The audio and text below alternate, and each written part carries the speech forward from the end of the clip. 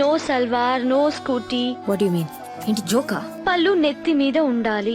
ఇలా తయారయ్యి ఇక్కడికి ఒంటరిగా వచ్చి కూర్చుని నేను ఇంప్రెస్ చేయడం నాకు హాబీ అనుకున్నావా? ఎన్నో విషయాల్లో కాంప్రమైజ్ అయ్యాను. సెల్ఫ్ రెస్పెక్ట్ ని చంపుకుని చేస్తున్నాను. కానీ నా ఆత్మాభిమానం మీద, ఇండిపెండెన్స్ మీద కాంప్రమైజ్ అవ్వను. My fate. నా పరిస్థితి అలాంటిది. కట్నం కూడా అడుగుంటే కట్నం కూడా మేమే ఇవ్వాలి. వేరే ఇంకెవరినైనా పెళ్లి చేసుకోమని దాన్ని.